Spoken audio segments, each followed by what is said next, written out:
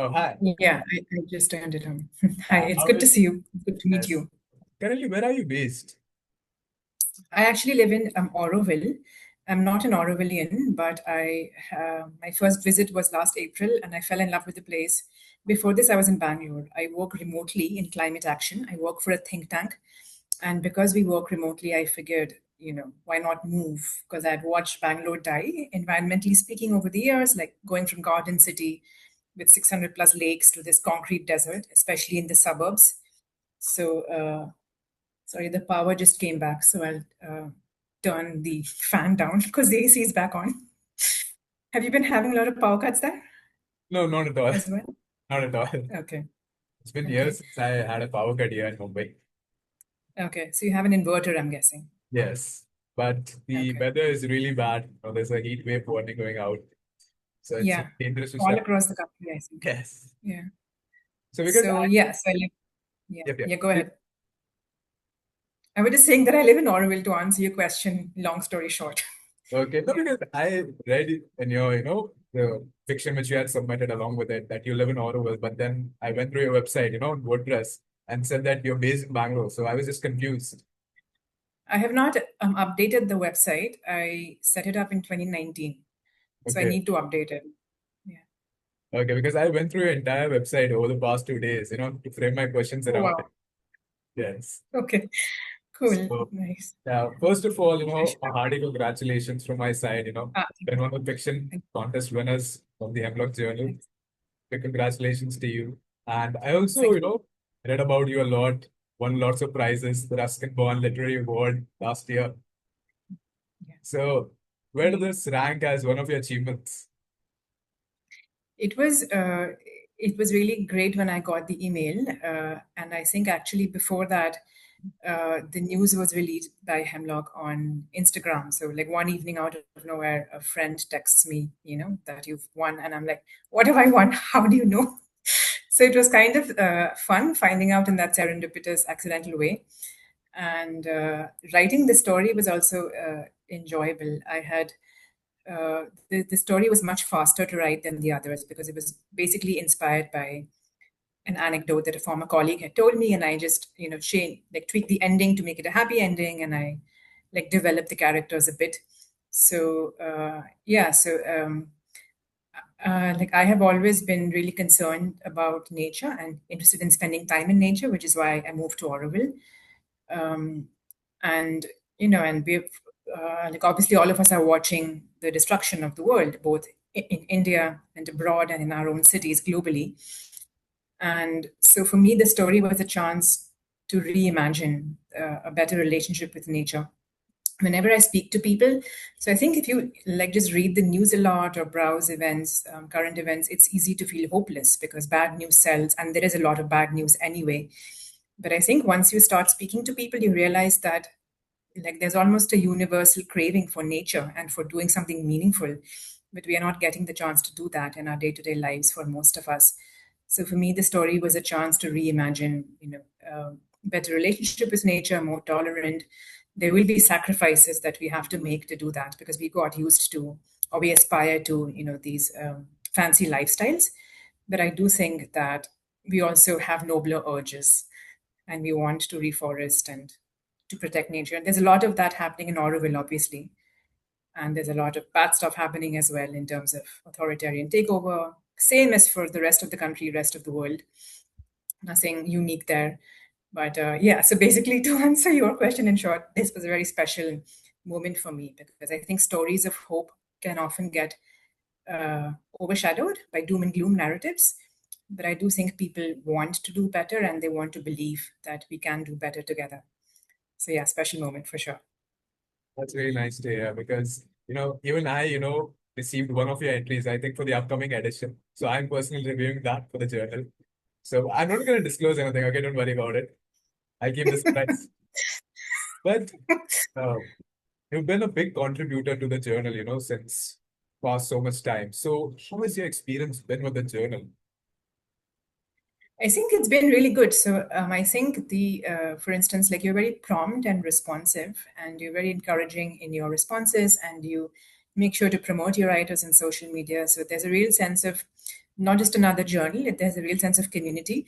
There are a lot of, there are some journals, especially the more prestigious ones abroad, where even if they accept you, it's like they're doing you a favor. And you're like, okay, if you are like doing it out of a pity or like whatever, like just like from the way they communicate with you and like long gaps between emails, it really feels like you're being given arms. Sometimes this is not the rule, but some of them, one of the ones I've been dealing with recently. So it really feels like I have to step on like eggshells and how I word things to them. Nothing rude has happened, but it just feels like you're, not that important. That Okay. they're just doing it because they have to, maybe partly because they have to fill a quota of, like publishing some like tokenism, basically, maybe total conjecture on my part.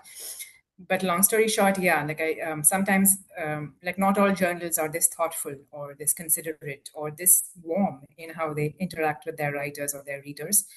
So I think one of the perks of being a relatively newer journal and a journal based in India, and that's been my experience of you guys so far, that you really that you're taking the trouble to cultivate your base of readers and writers, and so you're not just like one more anonymous, face in the crowd.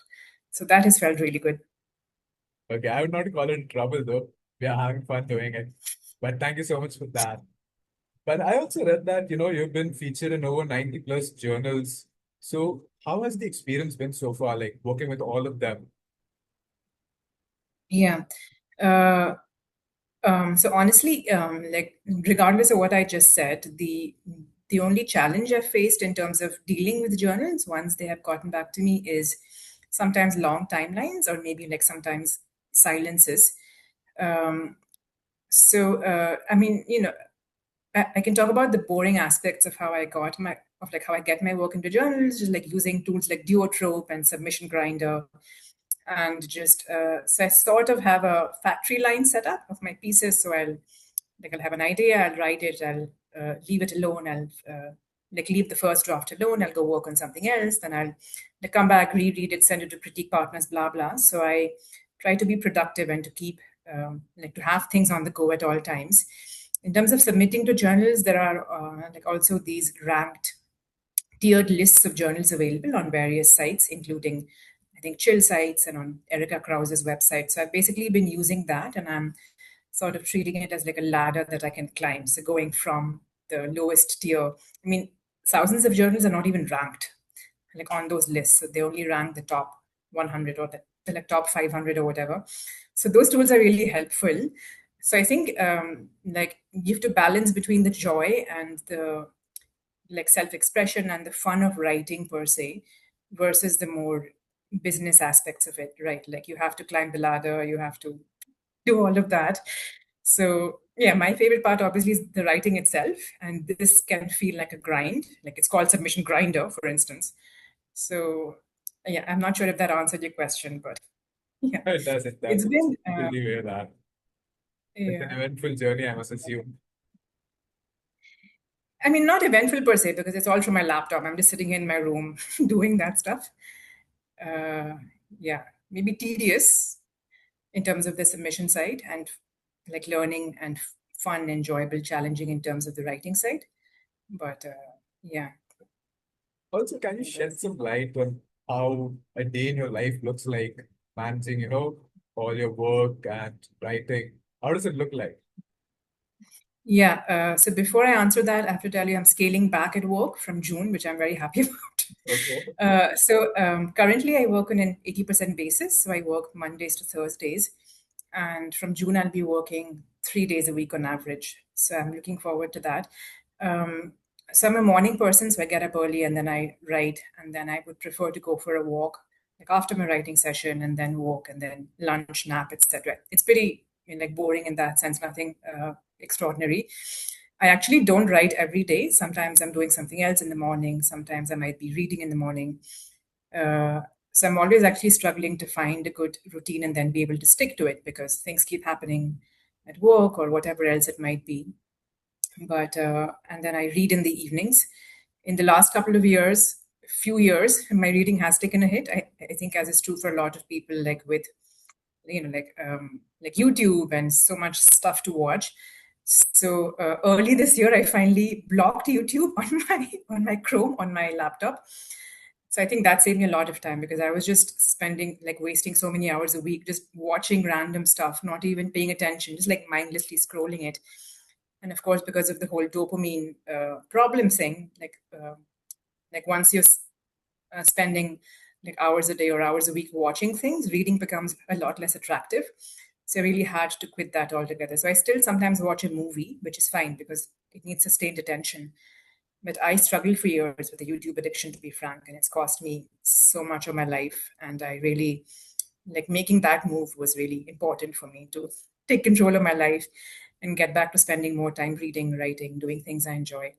So yeah, YouTube addiction is a real thing, or like video addiction is a real thing. Yeah. Coming from a cognitive scientist, I sure I can believe that. But like, how would you say, like, was there any impact by COVID, like all those 2, 3 years when, things are closed down? Did that have an impact on you too?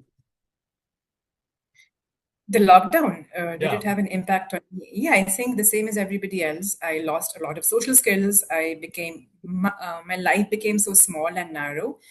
You know, like how your conception of what you can handle in a day, it changes so much based on what you're currently doing in your life. So there have been times in my life when I've like been more active, more social, done a bunch of things in a day. And then during the lockdown, of course, the days became so small that my expectations of them became even smaller. Although I did get a fair bit of writing done during the lockdown as well.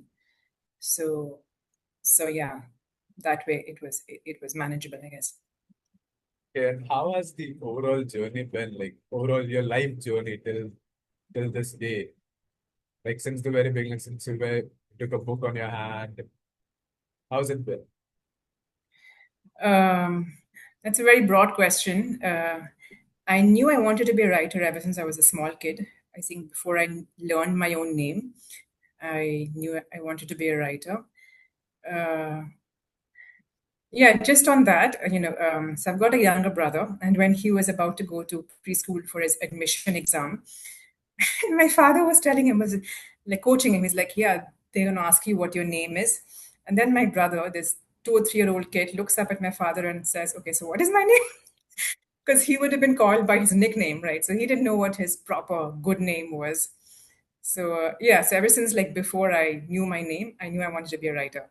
So yeah, and it's been a slower journey than I would have liked because of other challenges and distractions and deviations along the way.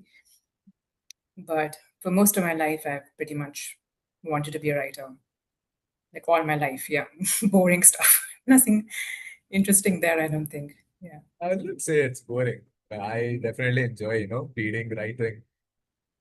So, would you say were there any role models, any inspirations along the way?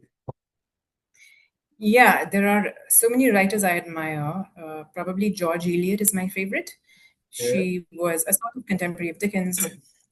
Then among more contemporary writers, she basically, I think she has a really, writers don't need to be that intelligent. They need to be creative, but not that intelligent. Like writers of fiction, at least, they need to be insightful. They need to be creative. But George Eliot is someone who you can tell she was definitely a genius, but she never shows off her brilliance. She's just so perceptive and so insightful about people and human relationships and what we think in our own privatest minds and petty reasons why someone might do something important. And it's just so she's a role model for sure.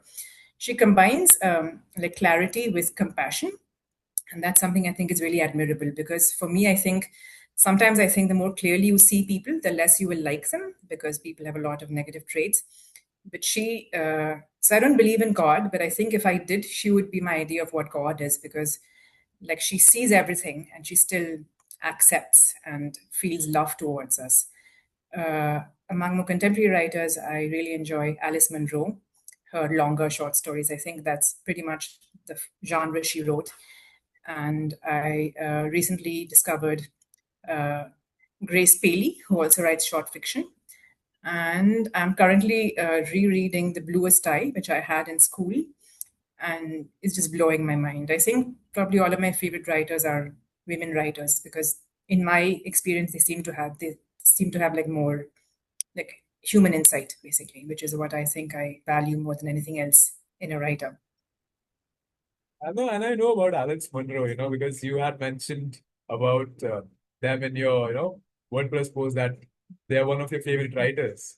So it's good to see them. But what kind of impact have all of they had, on your life? Like when they go through your work, how has been, feedback for you?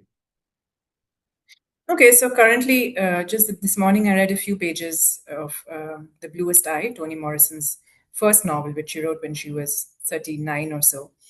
And again, I read that book as a kid, but I've like forgotten all of it, so I'm rediscovering it. So to me, that book seems to be about human cruelty and the ways in which we are like committing small and big cruelties upon each other, friends, family, strangers, because like we are damaged people ourselves. And you know, it almost makes you want to cry because like at one level you feel that we are all trapped in this cycle of perpetrating cruelties on each other, and at some other level you feel that there is some chance of getting out of it, of doing better. And I think that's what good fiction does, a good art does. It forces you to, like, we would all, like spend our lives rushing mindlessly if we could. That's not, I don't think, a unique trait to myself. But I think good art holds you by the shoulders, grabs you by the shoulders, and it forces you to stop and look in some kind of mirror. And it shows you how, it shows you like what life is like, what you are like, what people are like, not in a vengeful, like, oh, you suck kind of manner, but this is how things are now. This is what you're doing.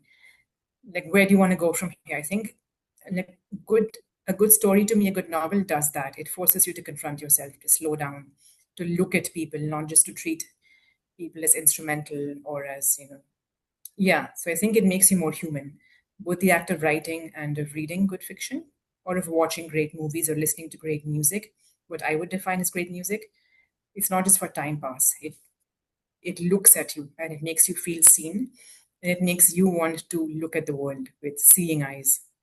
So yeah, I think that's what fiction means to me at its best, something to aspire to. That's kind of insightful. So, like, I know you wrote a short story collection, and play and other stories. So, what all things did you incorporate in that book? Yeah, so when you're writing a collection, well, first of all, the moment you have a collection, everyone tells you, well, love your writing, but collections don't sell, so please write a novel. So I didn't. So at one point, I stopped worrying about finding a publisher for it. But short story collections are supposed to have some kind of theme or unifying factor. So for me, I built it around the lives of women and girls in contemporary India. So, and then beyond that, like the quote Forrest Gump, life is like a box of chocolates. So I think a short story collection could be or should be like a box of chocolates. So I went for variety in that, like a truffle box kind of thing. In terms of variety, nothing else. So yeah, the stories address various topics and themes, and different kinds of girls and women. There's even one story about a female dog. There's like older women, younger women, girls, etc. So I went for variety of characters and themes. Once I had the central unifying, not really a theme per se, but a subject topic of women's lives or girls' lives in contemporary India. Okay. I think you mentioned that quite nicely in this one fiction work that you submitted. The problem I feel, it was titled. Yeah, that's the one I'm reviewing. Yeah, Okay. I think I already got an acceptance note on that Okay, okay. from you guys. Yeah. Okay, no, because I feel I kind of reviewed it like 2 weeks back, 3 weeks back. So I don't So know I'll if tell you when I got the yeah. note. It was just a couple of days back. Yeah, April 30th. So yesterday, I think, Okay, yeah. So or a I couple reviewed of it days like back. 2 weeks back. Okay. No worries, that's really fine. So is there anything else that you're working on, like a novella kind of thing or another short story collection? Yeah, I'm working on a novel right now. Uh, it's a um, it's a high fantasy novel, but the themes are basically to do with climate change. So I didn't want to write a straightforward climate change novel because of. So I think climate change is something which is so ubiquitous, but none of us wants to think about it. Even I, who work in climate action, even I, who have been worrying for nature since I was a kid, even I don't want to click on a headline about, like wildfires or like record-breaking heat waves, because it's all like negative news. There's nothing that you feel you can do about it.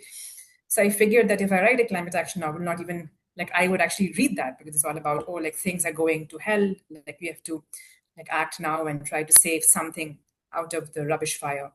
So for that reason, it's a high fantasy novel. It's got like elves, dwarves, halflings, the usual suspects, and there is this like evil in the novel, and that evil is sort of in some ways an analogy for climate change. And then so I look at how various people react in the face of this massive global problem for which there seems to be no solution. So the ways in which people collude or just bury their heads in the sand or try to act and then feel it's hopeless. So yeah, it's called The Age of Wonders. That's the working title. And it's about, so it's got fantasy, adventure, it's got romance, it's got the whole problem of trying to work with people and talk with people to get them to act, basically. And then there's also, the whole like tragedy of commons and the fact that you might be acting, but the rest of the world is not, which makes you feel like you're an idiot because you are doing your bit but suffering from the bad effects of everybody else's inaction. So, yeah, so I'm working on that. I do have two other short story collections on the back burner, but I want to finish a draft of this novel before I get back to those. That's great. That's amazing. I'll be looking forward to it.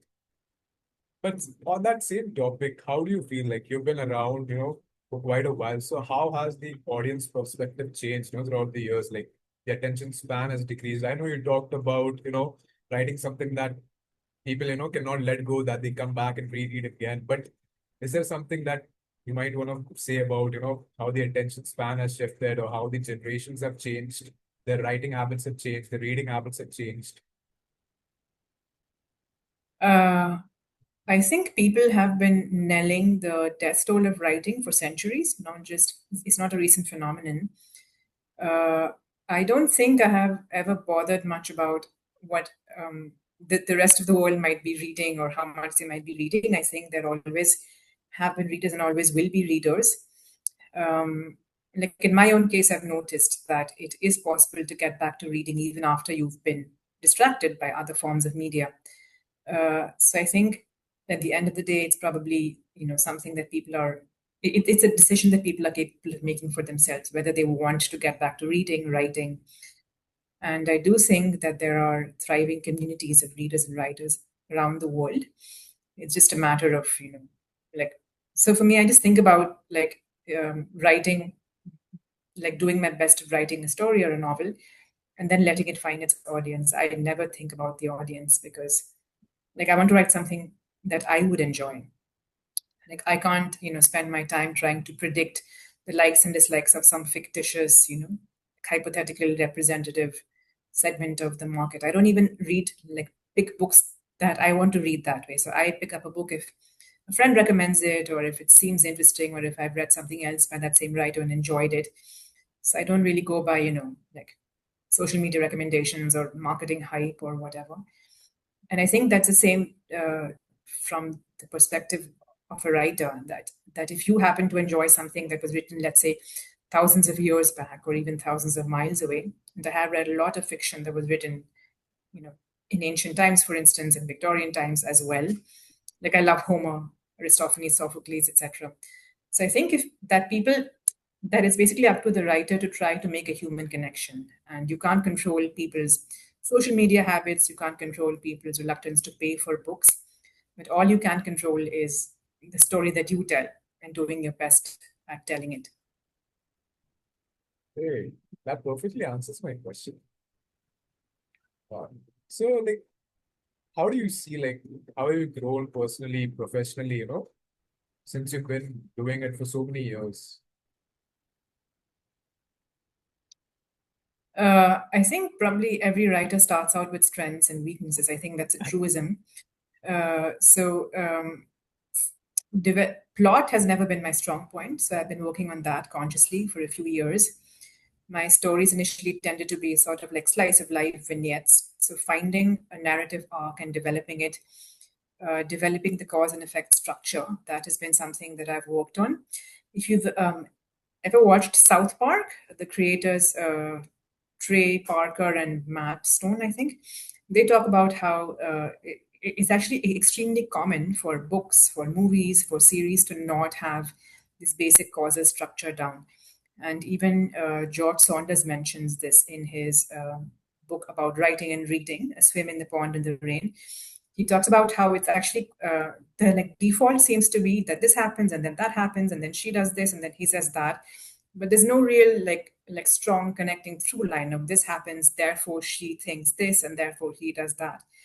So I think it's pretty common actually for that that strong, simple, singular cause and effect structure to be missing. So even like when I like critique the work of other writers or like up and coming writers, there'll often be a bunch of scenes, bunch of characters, like changing the scene every couple of pages to keep things interesting, but you are still missing that spine, that backbone of a story of cause and effect. So I think that's something that I'm trying to develop in my own writing. So instead of, let's say, distracting myself with just throwing things on the page, yeah, just building that one continuity. So I think that's something I've really been working on. And then also like examining in terms of how great writers or great screenwriters are achieving that continuity. Has there ever been a moment where you have suffered from a writer's block, or has there been too many distractions? Yeah. Things would work Yeah. on paper. Yeah, all the time. Yeah, that's an ongoing everyday, not every day. It's a frequent thing. Yeah. And how do you overcome it then? Like, what do you do? Like, do You you know, go out, take a walk? What do you do? yeah, Margaret Atwood actually, in one of her interviews a few years back, I saw she was being interviewed by a couple of young girls, and she said, if you get stuck, take a nap or go for a walk. And those two Yeah. things really do work. They sound so simple, so brain dead simple, but they really work. So, yeah, so those things work for sure. Just like taking a break, getting perspective. And in terms of distractions, I think for me, just making time to write early in the morning before distractions can start like popping up from work or from whatever else, so people calling. So I think that is a simple way in which I try to safeguard my writing time by doing it early in the morning. And how many times do you like revisit that work and, edit it, make a draft, then submit it for a final publication? So what's that process? Yeah, that varies a lot between stories. Recently, I published the story in the Savour. So that happened in a couple of months. I mean, I wrote the story in Jan or Feb, and it came out, I think, in like March or April. So that happened really fast because the story like wrote itself, as some people say. Uh, but generally, my pieces take longer, and the same for From on High as well, the story that won the Hemlock Prize.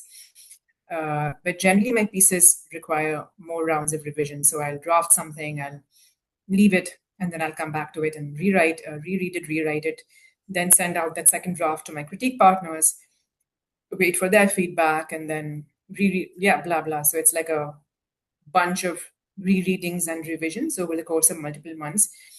And it's always best if you can wait in between multiple drafts because then you get some kind of fresh perspective. Yeah, because like you lose, yeah, like so I think it's best to give time between multiple drafts. And meanwhile, of course, you work on other pieces. So yeah, that's my revision process. That's amazing. And would that also be an advice you would love to give to, young writers that maybe, you should go back a lot of times, take a break, let the characters write themselves, give them a little space. So what would be your advice? Yeah, for sure. So I have been critique partners with a lot of newer writers, younger writers, or people who have begun writing at whatever stage of their lives. And I think the commonest mistake I see is that someone's just written something and they think, oh, this is the best thing in the world. And they just send it to a bunch of magazines or readers. And I have done that as well many times. So, yes, I think just letting it rest for a few days, a few weeks, and then because once you do go back and reread it yourself, you will find flaws, you will find grammar mistakes, you'll find structural defects, whatever. So, yeah, that's something I'd like advise anyone who wants to write better. And how do you approach the feedback that comes in? Like, how do you approach them? If somebody, texts you or sends an email, like, this was what I felt, that's how I felt. So how do you respond to that? How do you take in that? How do you absorb it? Yeah, so I really only seek feedback from a handful of trusted critique partners with whom I've developed friendships and critiquing relationships over the years. Most of my current critique partners happen to be in the US because I found them online. So I'm always on the lookout for Indian readers as well. But I have come to know them as people and I've come to trust their judgment. And I know that they want what's best for the story and the writing and for myself. So I only really take into account their feedback when I'm revising. And I'm equally like frank and hopefully constructive with them when they send me their work. Yeah. But these people, when they tell me something, I take that very seriously. I don't brush it aside because I think you shouldn't ask for advice if you aren't prepared to act on it. So when I get any feedback from my critique partners, I pretty much like almost always act on it. Yeah, that's amazing. That's amazing. So I just have one more question for you, okay? And this is, I don't know, how would you classify it as a very personal question regarding your writing. So which one piece of work would you consider as the best work that you've ever done or ever written? In terms of short fiction, there's a story that I wrote a couple of years back. Did you follow the Luigi Mangione case at all? No, I'm so sorry, no. Okay, so this was a guy in the US who, in December of 2024, killed this health insurance company CEO. It made huge waves in the US because he was shot in like the beginning of the day, like on a New York City street, and it made huge waves on like Reddit and online in general. And so I wrote a story that was sort of vaguely inspired by that. Nothing to do with the actual character, the actual circumstances, but it's called One Armed Tree, and it's the best thing I've ever written in terms of like short fiction for sure. But I've not yet published it. So when it comes Oh, out, I will let you. And you okay, can. okay. So when do you And you plan can. on, getting it out to the world? So this story is on the longer side, and I'm Okay. targeting like topish magazines for that because I know it's the best thing I've written so far. So that's why it's taking time. Once a piece of fiction crosses 5,000 words, it gets much harder to publish. This one's 10,500 words. So I'm going to slowly like go down the ladder of first trying top magazines, then trying second tier magazines. So it might be a while, but I'm prepared to wait. Yeah, I'll have an eye for that. But no, it's been a wonderful interview with you. I really enjoyed my time here. Do you have any parting Thank you. thoughts, any parting words that you'd like to say? I can't think of anything. That's too broad. Do you have Okay, any? okay, fine. That's certainly fine. But I want to thank you on behalf of the entire Hemlock team. Well, thank you for giving us your time. And I hope to see more of your work with the journal. Thank you so much and have a great day as well. It was wonderful to meet you. Let's take care and hopefully I see you soon again. Yes, I hope so too. Take care. Thank you and have a great weekend. Take care. Same to you. Bye bye.